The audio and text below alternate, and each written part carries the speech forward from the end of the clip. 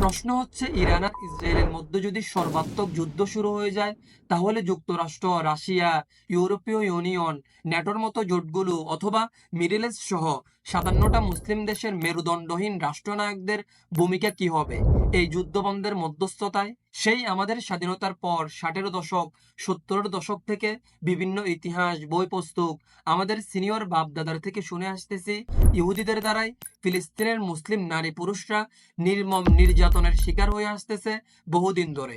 কিন্তু দুঃখজনক হলেও সত্য, আজও অবধি সেই জালিমের ভূমিকায় ঠের দাঁড়িয়ে আছে ইহুদিরা। আর এই ইহুদিদেরকে, মুসলমানদেরকে নির্যাতন করার জন্য সকল ধরনের সহযোগিতা করে আসতেছে একটা সৎ, নিষ্ঠাবান, ইসরায়েলের বন্ধুসুলভ রাষ্ট্রের ভূমিকায় থাকা যুক্তরাষ্ট্র। দেখেন, যুক্তরাষ্ট্র আর ইসরায়েলের মধ্যে যে এখন গলায় গলায় সম্পর্ক দেখতেছেন, এই সম্পর্ক কিন্তু এখনকার নয়।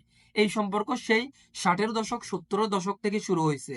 আর তখন থেকে এখন পর্যন্ত বলতে পারেন একে অপরের লিগালি মুসলিম কিলিং অপারেশনের সহচর।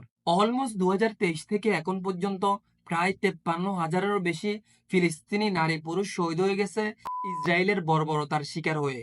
কিন্তু দুঃখের বিষয় হচ্ছে, আমাদের ৫৭টা মুসলিম দেশের স্বঘোষিত সুলতানদের এখনো বিবেকের চক্ষুদয়ের আলো ফুটে নাই। তারা হয়তো ভাবতেছে ইহুদিরা ফিলিস্তিনে বর্বরতা চালাচ্ছে, গাজাকে ধ্বংস করে দিচ্ছে, ইরানে হামলা করে ইহুদিরা তাদের শক্তিমত্তা জাহির করতেছে। তারা আমাদেরকে কি করবে? তারা এখনো আমাদের রাজপ্রাসাদের সদর দরজা থেকে অনেক দূরে, সুতরাং তারা আমাদেরকে কিছুই করতে পারবে না। তো এখন প্রশ্ন হচ্ছে, এইরকম মুসলিম যাযাবর শাসকদেরকে যদি আমি ক্ষমতালোভী অপদার্থ শাসক বলি, তাহলে কি কোনো দোষ হবে? চলেন এখন মূল কথায় আসি।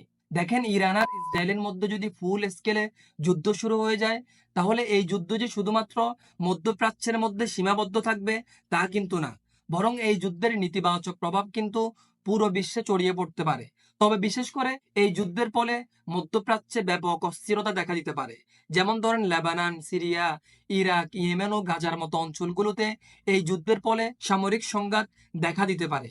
এবং ইরানের মিত্র যে সকল গোষ্ঠী রয়েছে, তারা কিন্তু ইসরায়েলের বিরুদ্ধে সক্রিয়ভাবে যুদ্ধ শুরু করে দিতে পারে। এটা ছাড়াও বিশ্ববাজারে আরো অন্যান্য সংকটের দ্বার উন্মোচন হতে পারে এই যুদ্ধের ফলে।